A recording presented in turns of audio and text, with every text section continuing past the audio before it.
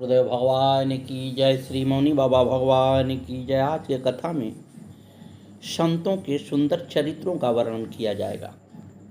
आंशिक रूप से बधिर और बचपन में विद्यालय में भोदू विद्यार्थी कहलाने वाले अमेरिका के थॉमस अल्वा एडिसन ने जब आगे चलकर संसार में सर्वाधिक आविष्कार करने का श्रेय प्राप्त किया और संसार के अव्वल वैज्ञानिकों की गिनती में गिने जाने लगे, तब पत्रकारों ने उनसे पूछा, महाशय, आप तो छात्र जीवन में कभी प्रतिभाशाली छात्र न रहे, फिर आपने इतने आविष्कार कैसे कर डाले और दुनिया को चौंका देने वाली इतनी बड़ी सफलता कैसे प्राप्त कर ली?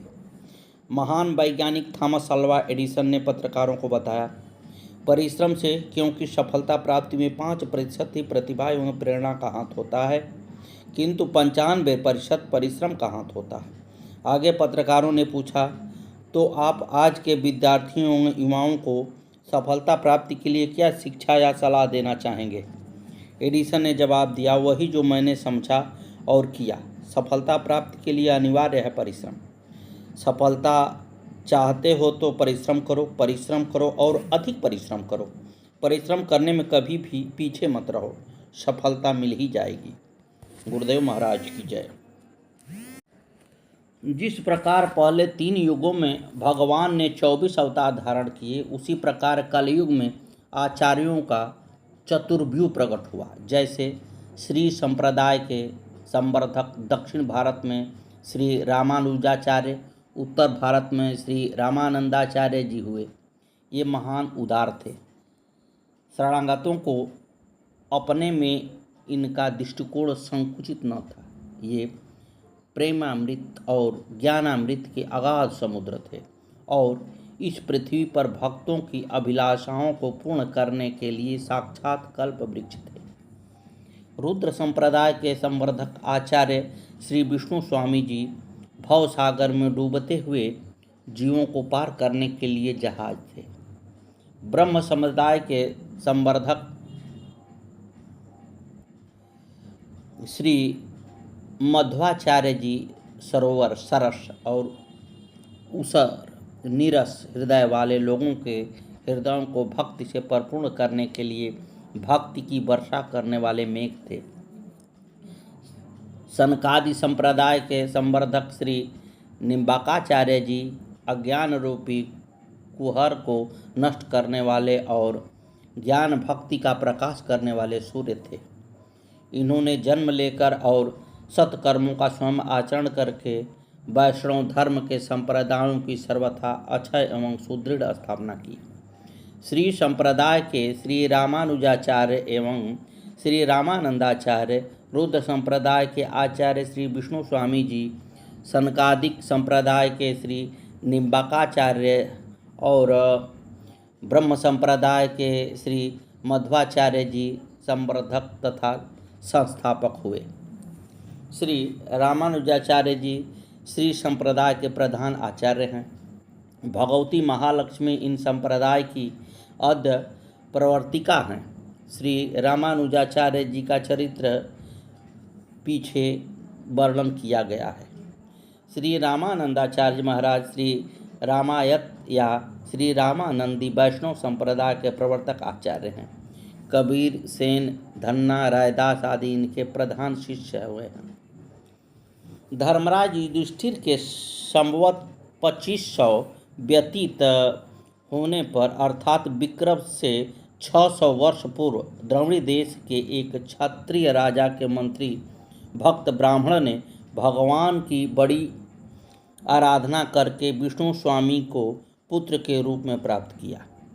कोई इनका समय विक्रम के बाद भी मानते हैं। भगवत दुभूति स्वरूप होने के कारण बचपन में ही इनमें अलौकिक गुण प्रकट हुए थे।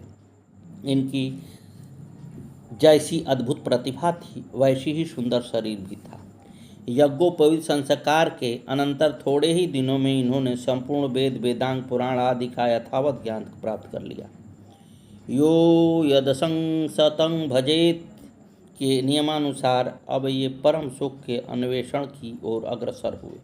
इन्होंने मर्त्यलोक से लेकर ब्रह्मलोक पर विचार किया, परंतु इन्हें इनके अभीष्ट वस्तु के दर्शन नहीं हुए।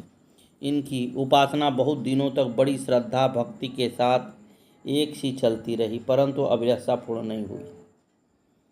अब इन्होंने भगवत वियोग में अन्न जल त्याग कर दिया, परंतु भगवत सेवा पूर्वत चलती रही। 6 दिन बीत गए, शरीर शिथिल पड़ गया, परंतु उत्साह में न्यूनता नहीं आई। 7वें दिन इनकी विरह व्यथा इतनी तीव्र हो गई कि इन्हें एक एक क्षण कल्प के समान जान पड़ने लगा, जीना भार स्वरूप हो गया। तब इन्होंने अपने शरीर को विरहाग्नि में जला देने का निश्चय किया। इसी समय उनका हृदय प्रकाश से भर गया और भगवत प्रेरणा से आंखें खुलने पर इन्होंने भगवान श्याम सुंदर का सुंदर मुनि दुर्लभ दर्शन प्राप्त किया। उस समय इनकी जो दशा हुई वह सर्वथा अवर्णनीय है। आनंदपूर्ण हृदय में इन्होंने भगवान के चरण कमलों पर सिर रख दिया तथा पुलकित शरीर से अश्रुधारा बहाते हुए वहीं लेटने लगे। भगवान ने इन्हें निज कर कमलों से उठाकर हृदय से लगाया एवं इनके सिर तथा पीठ पर हाथ फेर कर कृतार्थ किया। थोड़ी देर बाद संभल कर अंजलि बांधकर इन्होंने भगवान की स्तुति की। इनके मन में उपनिषदों के अभिप्राय के संबंध में कुछ संदेह था, अतः उसका निवारण करने के लिए भगवान ने इन्हें अपने गुह्यतम तत्व का रहस्य बताया। भगवान ने कहा, अपने मन में इस संदेह को तो स्थान ही मत दो कि मुझ पुरुषोत्तम भगवान के जो तुम्हारे सामने साकार रूप में साक्षात प्रत्यक्ष होकर बात कर रहा हूँ, अतिरिक्त भी कोई दूसरा तत्व है। इसी साकार रूप से एक अद्वितीय त्रिविध भेद शून्य अनिर्वचनीय परम तत्व मैं ही हूँ। माया जगत आदि कुछ नहीं, सब मैं ही हूँ। जितने विरुद्ध धर्म दिखते हैं सब मुझ में हैं। मैं ही सगुण निर्गुण साकार निराकार सविशेष निर्विशेष सब कुछ हूँ। अतः यह शंका छोड़कर सर्वभाव से मेरा ही भजन करो। इसके पश्चात विष्णु स्वामी ने भगवान की बहुत देर तक बातचीत होती रही। उन्होंने आग्रह किया कि अब आप अंतर्धान न हों, सर्वदा मुझे दर्शन दिया करें या अपने साथ ले चलें। भगवान को तो इनके भक्ति का प्रचार करना था, अतः एक मूर्ति बनाने वाले को बुलाकर दर्शन दिया और वैसा ही मूर्ति बनाकर स्थापित करके अर्चा सेवा करने का आदेश दिया और स्वयं उसमें प्रवेश कर गए। विष्णु स्वामी उस विग्रह को साक्षात भगवत मानकर अर्चा पूजा करते हुए आनंद से जीवन बिताने लगे। ये श्री कृष्ण तवाष्टमी इस मंत्र का जप करते थे। भगवत दर्शन और भगवदादेश के बाद विष्णु स्वामी भक्ति के प्रचार प्रसार में संलग्न हो गए। एक बार की बात है, अपने बहुत से शिष्यों को साथ लेकर आप भक्ति का प्रचार करते हुए भगवान जगन्नाथ जी का दर्शन करके ने उनके धाम जगन्नाथपुरी आए। उस समय भगवान प्रभु जगन्नाथ स्वामी का फूल डोल महोत्सव चल रहा था। भक्त दर्शनार्थियों की अपार भीड़ लगी थी।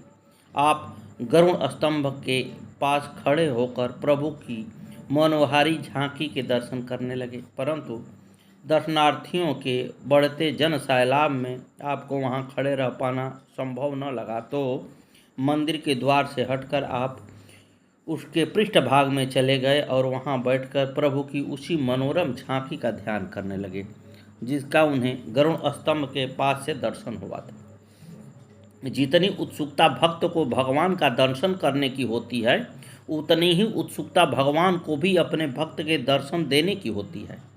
क्या कहना है। वे तो अपने भक्तों के पीछे पीछे उनकी पादरेणु के लिए दौड़ते हैं। भक्त विष्णु स्वामी का मुख्य द्वार से हटकर मंदिर के पीछे की ओर बैठना भगवान जगन्नाथ जी के लिए असह्य हो गया और उन्होंने उनके लिए मंदिर के पृष्ठभाग में ही द्वार बनाकर अपना दर्शन सुलभ कर दिया। भगवान की अहेतुकी कृपा का दर्शन कर विष्णु स्वामी भाव विभोर हो गए। उनका भक्त हृदय भक्त प्रेम से गदगद हो गया। उधर दर्शनार्थियों को जब यह ज्ञात हुआ कि मंदिर के पृष्ठभाग में भी एक द्वार खुला है और उससे भी भगवान के दर्शन हो सकते हैं, तो वहाँ भी सहस्त्रों की संख्या में जन समुदाय पहुँच गया। अब विष्णु स्वामी इधर भी अत्यंत भीड़ भाड़ देख कुछ तो एकांत दर्शन हेतु और कुछ भक्तों पर कृपा करने के उद्देश्य से मंदिर की दक्षिण की ओर जाकर बैठ गए और वहीं अपने महाप्रभु का ध्यान करने लगे। फिर क्या था, मंदिर के दक्षिण भाग में भी एक द्वार प्रकट हो गया और विष्णु स्वामी वहां से प्रभु के दर्शन करने लगे। उधर मंदिर के दक्षिण द्वार से भी दर्शन होने की सूचना पर दर्शनार्थियों में पहुंची, तो उधर भी सहत सहत जन समुदाय भगवान जगन्नाथ के दर्शन करने हेतु पहुंच गया। अब विष्णु स्वामी जी उठकर मंदिर के उत्तर भाग की ओर चले गए, तो उधर भी द्वार प्रकट हो गया। इस आश्चर्यमयी घटनाओं को देख लोगों का ध्यान विष्णु स्वामी की ओर गया और उन्हें यह विश्वास हो गया कि ये उच्च श्रेणी के सिद्ध संत महापुरुष हैं तथा इन्हीं के लिए स्वयं भगवान ने ही अपने मंदिर में चारों ओर द्वार प्रकट किए हैं। तब वहाँ का असंख्य जन समुदाय इनके प्रति श्रद्धावत हो उठा और उन्होंने भी उन सबको प्रभु की भक्ति का उपदेश दे कृतकृत्य कर दिया। भगवत प्रेरणा से भक्ति की संवर्धना करते करते इनकी वृद्धावस्था आ गई। तब इन्होंने शास्त्र मर्यादा के रक्षण के लिए त्रिदंड संन्यास ग्रहण किया और भगवत चिंतन करते करते ये भगवान की नित्य लीला में प्रवेश कर गए। शुद्धाद्वैत सिद्धांत के मूल प्रवर्तकाचार्य श्री विष्णु स्वामी जी हैं और इस सिद्धांत के विशेष प्रचारक तथा प्रसारक श्री वल्लभाचार्य महाप्रभु जी हैं। यह भक्ति मार्ग पुष्टि मार्ग भी कहलाता है।